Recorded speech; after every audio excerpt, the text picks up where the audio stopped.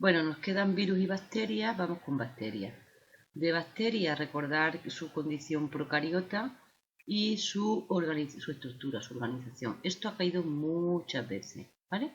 Que dibujéis o bien os da el dibujo y señaléis, etcétera, etcétera. Lo recuerdo brevemente. Membrana plasmática, a veces con invaginaciones, ¿no? Con mesosomas. ADN bacteriano, que es bicatenario circular, ribosomas 70S, pared celular de peptidoglicanos, y aquí diferenciamos con la pared celular de vegetales, que era de celulosa, o con la de hongos que hemos visto, en la que están formadas por quitina.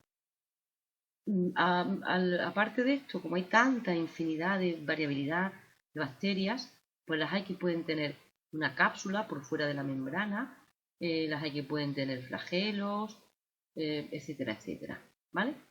Os recuerdo que según la estructura de la pared se distinguen bacterias gram positivas y gram negativas. Esta denominación es según una tinción que se hace. ¿Qué más? Deciros que el mundo de las bacterias se le debe gran parte del conocimiento que tenemos hoy en día a nuestra querida Lynn Margulis, que fue la experta en bacterias, quien propuso la teoría de la endosimbiosis para el origen de las células eucarióticas a partir de las procariotas, aquella que decía que evolucionamos más por simbiosis que por competencia, ¿vale? Y bueno, aunque la competencia también tenga su sentido biológico, pero evidentemente la simbiosis parece ser que es lo que ha dado más saltos evolutivos. Gran lección que nos dejó. Las bacterias, ya os dije antes, que no se reproducen de manera sexual tal y como lo entendemos, es decir, mediante meiosis y formación de gametos. La reproducción de la bacteria es por bipartición. La bipartición es lo más parecido a una mitosis. Según eso, no habría posibilidad de enriquecimiento genético, pero sin embargo existen mecanismos de intercambio de material genético. Uno de ellos es el de los plásmidos, y es que hay muchas bacterias que además de su ADN, de su cromosoma bacteriano, están provistas de un pequeño fragmento de ADN circular que pueden intercambiar, poniéndose en contacto con bacterias de la misma estirpe, a través de esos pelillos o pili, pueden intercambiar ese material genético. Con lo cual, fijaros, a lo mejor, si aplicamos el concepto de reproducción, estamos partiendo de dos bacterias y tenemos dos bacterias, es decir, no ha habido un aumento en la descendencia, pero sí que ha habido un intercambio de información genética. Este tema de los plásmidos, el descubrimiento de plásmidos, pues ha suscitado interés en biotecnología, sobre todo a la hora de transferir genes, ¿vale? En cuanto a su variabilidad, aquí hay una clasificación según su forma de bacteria. Las esféricas coco, bacilo, son alargadas, los vibrios con forma de coma y los espirilos con esta forma tan característica en espiral. Aparte de la forma, pues hay una enorme variabilidad de bacterias en cuanto a su nutrición, forma de vida, etc. ¿Cuál rescatamos? Pues mira, las que ya llevamos. Recordad que nosotros ya habíamos hablado de las cianobacterias, que fueron los primeros microorganismos, los primeros organismos fotosintéticos y por tanto los que cambiaron el curso de la evolución de la vida en la Tierra al producir ese oxígeno.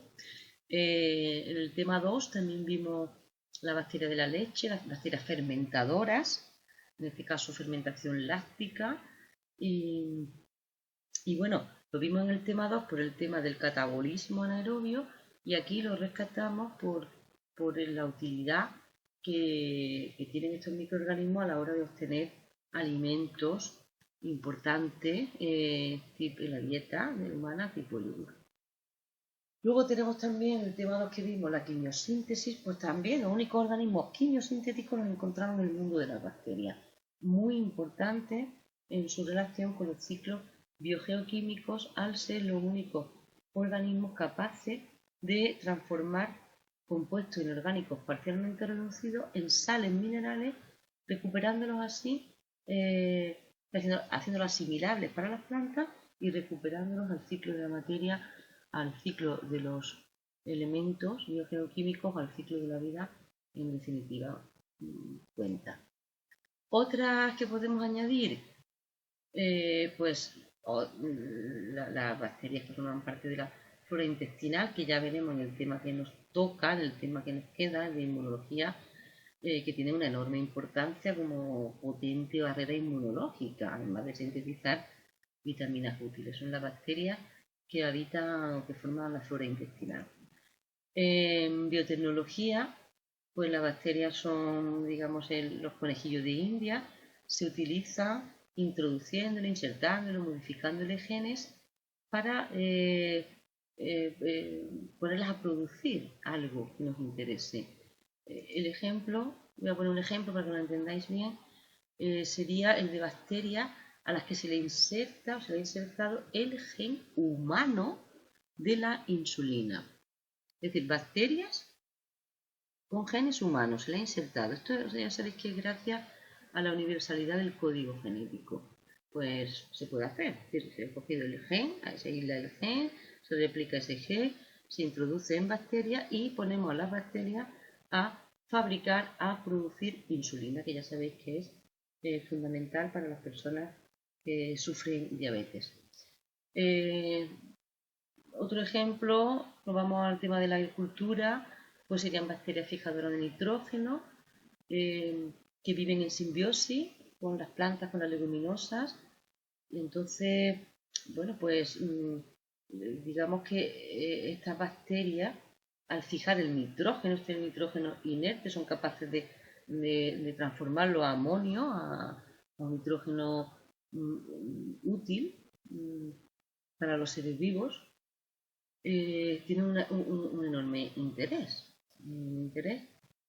Y bueno, se pueden modificar genéticamente estas bacterias fijadoras de nitrógeno, como son las del género Rhizobium, se pueden modificar genéticamente para que no solamente vivan en simbiosis con leguminosas, sino con otras familias de plantas de interés agrícola, como pueden ser las gramíneas. Con lo cual la estaríamos haciendo independientes del abonado químico. Y por último, o por principio, la he dejado para el final, pero estas fueron las primeras que se conocieron. Y el primer conocimiento acerca de las bacterias, ya por el siglo XIX, pues eran como bichos malos que nos provocaban enfermedades. Efectivamente, hay bacterias patógenas, bien por la propia infección que causa o bien por las sustancias que produzcan. Esas sustancias pueden ser tóxicas para el organismo. Y ahí tenéis algunos ejemplos: Salmonella, Legionella, Clostridium, el bacilo de Koch, etc. Y vamos ya con los virus. Los virus dijimos que no llegan a ser células, son partículas moleculares. A mí me gusta esta definición: son entidades biológicas no formadas por células. No llegan a ser células. Un virus fuera de una célula no es nada, es una partícula, no es nada. Sin embargo, si consigue introducirse dentro de una célula, entonces digamos que aprovecha la maquinaria de la célula para hacer copia de sí mismo. Es como si se estuviese reproduciendo. Y la reproducción sí que es una cualidad asociada a los sistemas vivos, ¿vale? Entonces, ¿los virus son seres vivos o no lo son? Según su organización, no llegan a ser células, son partículas, son moléculas, partículas supramoleculares, si queréis, no llegan a ser células. Pero si están dentro de una célula, consiguen replicarse, consiguen reproducirse, ¿vale? Con los virus, la palabra virus, fijaros, viene del griego veneno o sustancia nociva. Y con los virus nos está pasando lo mismo que nos pasó hace un siglo con las bacterias, que pensábamos que las bacterias eran algo, bueno, para esa moral, ¿no? Ya sabéis que la naturaleza no tiene moral, pero para esa moral humana, pues las bacterias eran como algo malo. Pues ahora nos está pasando lo mismo. Ahora creemos que los virus son son cosas malas, ¿no? Y ya sabéis que en la naturaleza no existe esa moralidad, esa idea del bien y del mal, de lo bueno y de lo malo. De la misma manera que conforme se ha ido avanzando en el conocimiento de bacterias, hemos visto que la función biológica de bacterias no es hacernos daño, ¿vale? Sino que las bacterias tienen muchísimas más funciones en esta aventura de la vida. Pues con los virus yo pregunto, ¿por qué no puede ser igual? Es decir, ¿creéis, lo digo de otra manera, creéis que los virus están diseñados por la naturaleza para hacernos padecer enfermedades o pueden tener otro sentido biológico? Ahí lo dejo. Bien, los virus, yo sí pienso de verdad que seguro que caen este año en selectividad, ¿no? Entonces, nociones básicas. ¿De qué están formados? Hemos dicho que no son células. Pues bien, básicamente son asociación de un ácido nucleico rodeado de una cápsida proteica. Ácido nucleico que puede ser bien ADN o ARN, monocatenario o bicatenario. Todas las combinaciones son posibles. Según la cápsida, pues se habla de virus icosaédricos, de virus helicoidales o de virus complejos. Muchos de los virus icosaédricos presentan por fuera una cubierta proteica o lipídica y son los que se conocen como virus envueltos. Pues bien, nos piden que nos estudiemos que centremos atención en dos tipos de virus, en los complejos y en los envueltos. Complejos, esto ha caído también varias veces en selectividad. Los virus complejos están formados por una cabeza, que es como si fuera una cápsida icosaédrica. Su ADN, su material genético siempre es ADN, luego tiene una cola, parece helicoidal, y una placa basal formada por estas fibras proteicas y estos puntos de anclaje que sirven para fijarse a la pared celular de bacterias. Y es que los virus complejos son virus que solo afectan a bacterias. Sus células diana son bacterias, por eso se llaman también bacteriófagos. El otro modelo de virus, un virus icosaédrico envuelto. Antes estaba el VIH, en los apuntes venía el VIH, pero es que yo creo que van a preguntar el SARS. Es también icosaédrico, es envuelto, esto sería la superficie del SARS. Esta sería digamos, la envuelta lipídica y esto que sobresale serían proteínas que le dan esta forma característica que le ha dado en llamar coronavirus, por esta forma. Por dentro, su ácido nucleico es ARN, son virus de ARN. En concreto, el ARN del coronavirus o del SARS-CoV-2 presenta una estructura muy parecida a un ARN mensajero, ¿vale? Bien, ya conocemos estructura y composición. Nos hemos quedado con dos, con el bacteriófago y con el coronavirus. Ciclos de vida, tenemos que ver los de los dos. Ciclos de vida del bacteriófago, célula que infecta, bacteria. Aquí tenemos la fijación, inyección del material genético. Aquí tenemos el ADN viral y el ADN bacteriano. A partir de aquí, ¿qué puede pasar? Dos cosas, o esta vía o esta otra. Vía lisogénica o vía lítica. Vía lisogénica, el ADN viral se inserta en el ADN de la bacteria, ¿vale? Y ahí se puede quedar. Ahí se puede quedar de por vida. La bacteria hace su vida normal, como si no pasara nada. Si ocurre el ciclo lítico ¿qué significa? Que el ADN viral expresa la información genética que tiene. ¿Y qué información tiene? Pues tiene la información necesaria para hacer copias de sus proteínas y de su ADN. Aprovecha los ribosomas, los aminoácidos, los nucleótidos, las enzimas de la bacteria. ¿Y para qué? Para sintetizar sus propios componentes que los ensamblan y una vez ensamblados pues se liberan terminando con la vida de la bacteria en este caso, ¿vale? Bien, estas nuevas partículas irán a infectar nuevas bacterias, ojo, que no estén infectadas, ¿vale? Antes de pasar al coronavirus, pues vamos a quedarnos un poquito con esto y con lo que yo decía antes del enriquecimiento genético de las bacterias. El plásmido era una vía de enriquecimiento genético. Pues bien, aquí tenemos otra. Los virus, si recordáis también el tema de genética, los podríamos considerar como agentes mutagénicos. ¿Por qué? Porque modifican el ADN. Este era el ADN original y este es el ADN actual. Está modificado genéticamente y esto tiene muchísimo interés. Vamos con el SARS, el ciclo de vida del SARS. Este hemos dicho que es un virus envuelto y de ARN. ¿Cómo entra en la célula? Pues la célula es como si estas proteínas de la superficie actúan como, digamos, como proteínas de reconocimiento, ¿vale? Para que la célula hospedadora deje entrar al virus. ¿Cuál es la célula que reconoce al virus? ¿Cuáles son las células humanas que dejan entrar al virus? Pues son células de las vías respiratorias, del pulmón y del intestino, que se sepa hasta ahora. Ojo, que esta información que estamos dando es información de la que está saliendo, puesto que este virus no se conocía hace meses, ¿vale? Entonces, esta información la estamos cogiendo de lo que va saliendo. Bien, una vez dentro, ocurre la descapsidación, la resorción de la membrana, la envoltura y la liberación del ARN vírico, que, insisto, yo recuerdo, tiene una estructura muy parecida al mensajero, con lo cual directamente va a los ribosomas, si era mensajero, a los ribosomas a traducirse.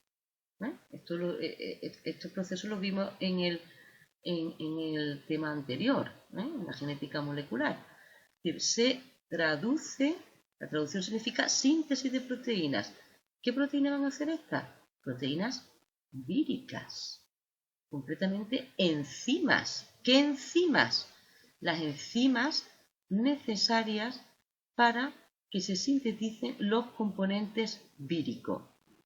Es decir, ARN polimerasas para que fabriquen muchas copias del ARN vírico y proteínas de la traducción para que sinteticen las proteínas víricas también. Proteínas por un lado, ARN por otro, ensamblaje y liberación. ¿De acuerdo?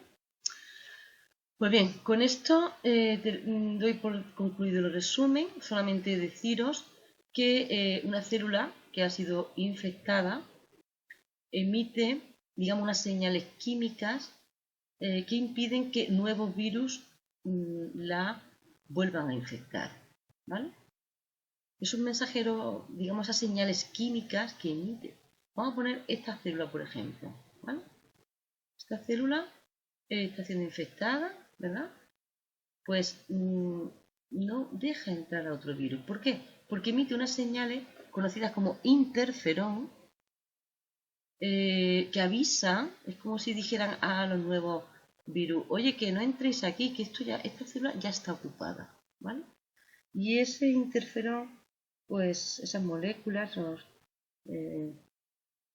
esos avisadores químicos, pues están cobrando mucho interés también digamos,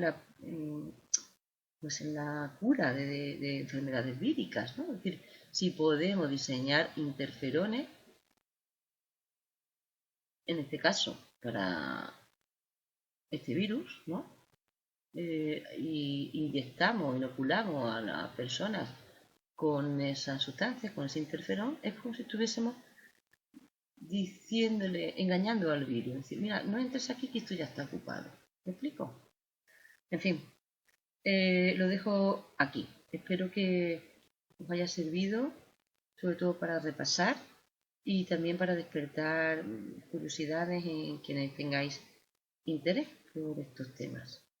Un saludo y hasta la próxima.